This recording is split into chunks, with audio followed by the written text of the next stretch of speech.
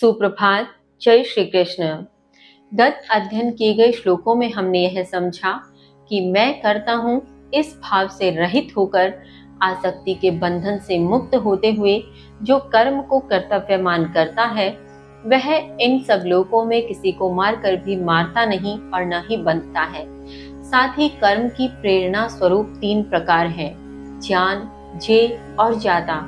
ठीक वैसे ही कर्म संग्रह के भी 3 केंद्र हैं, करण अर्थात इंद्रियां, कर्म और कर्ता। इस प्रकार से बताते हुए श्री कृष्ण आगे क्या कहते हैं, क्या समझाते हैं, आइए जाने। श्लोक संख्या 19।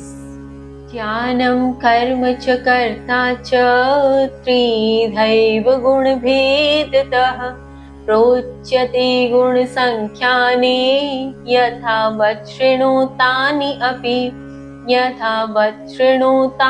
अपि। श्री कृष्ण कहते हैं गुण संख्या शास्त्र में गुण भेद से ज्ञान, कर्म और कर्ता भी 3 प्रकार के ही कहे गए हैं, उनको भी यथावत सुनो। भावार्थ, यहाँ श्री कृष्ण गुण शास्त्र का उल्लेख करते हुए कहते हैं कि गुणों के भेद से, गुण कौन से, जिनके विषय में हम पूर्व में भी अध्याय में बात कर चुके हैं। गुण त्रय में 3 प्रकार के गुण, सतोगुण, तमोगुण और रजोगुण। तो इस प्रकार के गुणा भेद से ज्ञान, कर्ता और कर्म के भी 3 भेद हैं, उनको भी यथावत सुनो। कहने का तात्पर्य यही है कि ज्ञान भी 3 प्रकार का है, सतोगुणी ज्ञान, रजोगुणी ज्ञान, तमोगुणी ज्ञान। कर्म भी 3 प्रकार का, सतोगुणी कर्म, रजोगुणी कर्म और तमोगुणी कर्म। और ठीक वैसे ही कर्ता भी 3 प्रकार का, सतोगुणी कर्ता, रजोगुणी कर्ता और तमोगुणी कर्ता। तो उनको भी इस प्रकार से यथावत सुनो कि किसे क्या कहेंगे, किस प्रकार का ज्ञान सात्विक ज्ञान होगा, किस प्रकार का कर्ता सात्विक कर्ता होगा और किस प्रकार का कर्म सात्विक कर्म होगा। आगे श्री कृष्ण कहते हैं श्लोक संख्या 20। सर्वभूतेषु येनैकं भावम् अव्ययमीक्षते अविभक्तं विभक्तेषु तत् ज्ञानं वेधि सात्विकम्।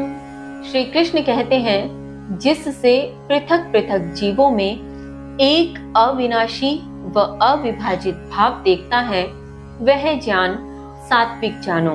भावार्थ, यहाँ श्री कृष्ण समझाते हैं कि वह ज्ञान जिसे प्राप्त करने के पश्चात वह मनुष्य, वह जीव अलग अलग जीवों में भी एक ही अविनाशी तत्व को, एक ही अविभाजित तत्व को, कितना विरोधाभास है कि अलग अलग जीव में जो बटा हुआ है तब भी उसे अविभाजित देखना, उस तत्व को एक तत्व देखना, यह तभी संभव है जब सब में एक समानता दिखाई देगी, जब सब जीवों के भीतर एक ही प्रकार का भाव दिखेगा तो लगेगा कि यह एक ही भाव है जो सबके भीतर है, टुकड़ों में नहीं है, बटा हुआ नहीं है।